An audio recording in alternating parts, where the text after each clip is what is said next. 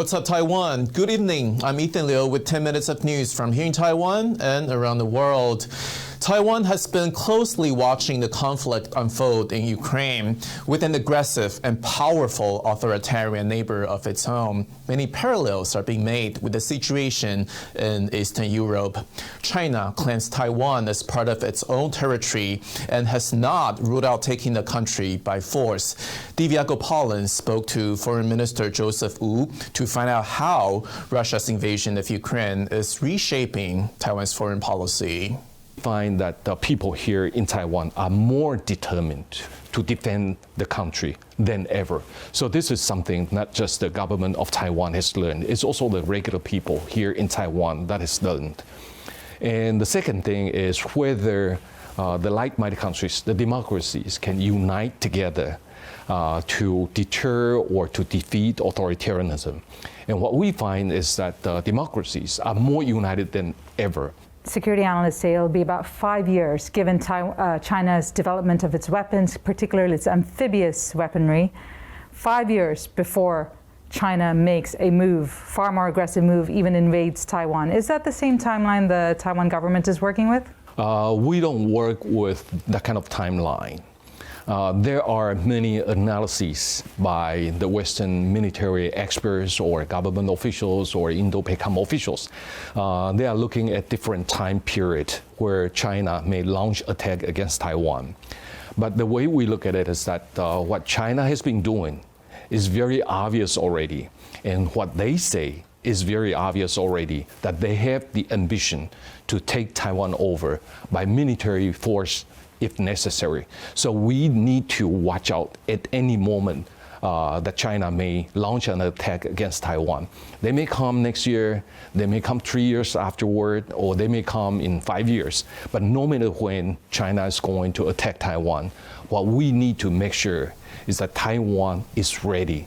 Taiwan is ready to defend itself. And this is the reason why we want to procure defensive articles from the United States constantly, so that Taiwan is able to defend itself.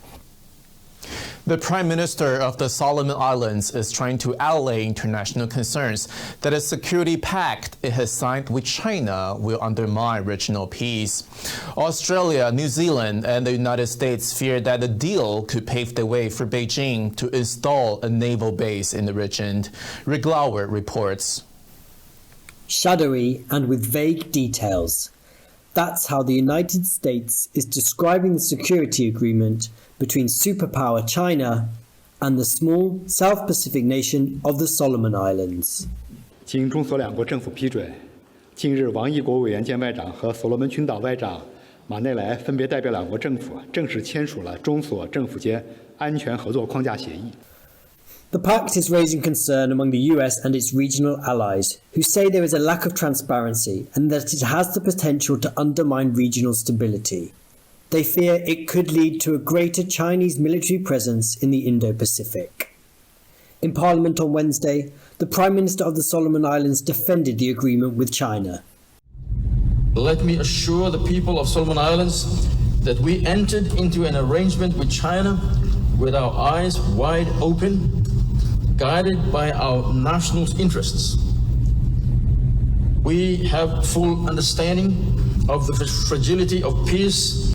The nation of just 700,000 has been edging closer to China, and in 2019 broke diplomatic ties with Taiwan in favour of Beijing. The move was one of the factors behind days of deadly riots in the Solomon Islands in November last year. China claims Taiwan as its own and forbids international recognition as an independent nation. The Solomon Islands' pivot to Beijing has left Taiwan with only 4 diplomatic allies in the Asia-Pacific. The more intertwined China and Solomon Islands become, the harder it will be for the day, if ever, that Solomon Islands would switch back to recognizing Taiwan. So I think it's not good news for Taiwan, but also the boldness of the measure, I think, would make us wonder whether other Pacific Island countries would see that what Solomon Islands has done and think that they too could go down this path. This treaty cements the South Pacific island nation as the latest flashpoint between China and the US, as they both seek influence in the Indo-Pacific. But it is also another blow to Taiwan and its position on the international stage. Asnaya Zhou and Rick Glowett for TaiwanPlus. The man who's hoping to lead Hong Kong, Zhang Li, is having problems with YouTube after the platform terminated his campaign channel. Google, which operates the video sharing platform, says it's complying with U.S. sanctions aimed at Hong Kong and at the Chinese officials responsible for curtailing Hong Kongers' rights and freedoms. Li, formerly the city's #2 official and security chief, has spearheaded a crackdown on dissidents. He's running unopposed in the race for chief executive, which will be decided by just 0.02% of the city's population next month. Taiwan is tweaking its COVID-19 policies to keep up with the spike in cases. Taipei City is no longer publishing the list of places visited by people who test positive for COVID. The city also has new quarantine rules. People will only need to isolate if they come in close contact with someone who tests positive, like someone you live with, a coworker who sits near you, a student in your class, or someone you've dined with. New nationwide rules allow asymptomatic patients and people with mild symptoms to recover at home to ease the burden on hospitals. Eric Gao has the details. Previously almost COVID-free, Taiwan has seen record numbers of domestic cases for days in a row.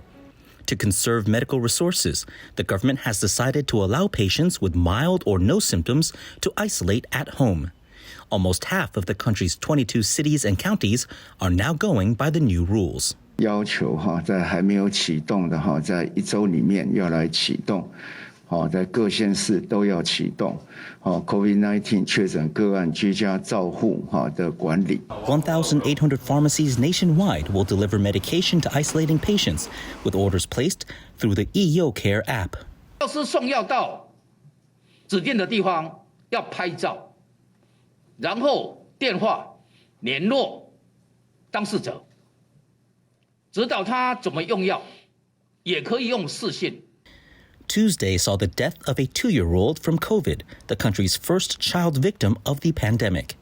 The boy's parents claim bureaucratic delays to his hospitalization may have been a factor in his death. This has sparked a rethink of how children are treated for the disease. Over the weekend, Taiwan's Food and Drug Administration authorized emergency use of the Moderna vaccine for children aged 6 through 11, but it is still unknown when these doses will arrive. Chris Ma and Eric Gao for TaiwanPlus. Taipei's annual Labor Day parade is being scrapped in favor of a protest in front of the presidential office building. That's in light of a spike in COVID cases. Organizers are expecting about 1,000 workers to participate. They're hoping that a fixed location will help cut down the risk of transmission. The rally will take place on International Labor Day, May 1st. Labor groups will call on the government to combat inflation, raise the minimum wage, and improve measures to ensure workplace safety. They say that while Taiwan's economy grew nearly 6.3% last year, the pandemic has hurt workers financially. Taiwan has reduced prison sentence for growing marijuana or cannabis for personal use. Though marijuana use remains illegal in the country, the minimum sentence for growing the drug for personal use has been reduced from 5 years to 1. People caught growing cannabis with intent to supply still face a minimum sentence of 5 years. The move is seen as a recognition that previous penalties for marijuana offenses were disproportionate.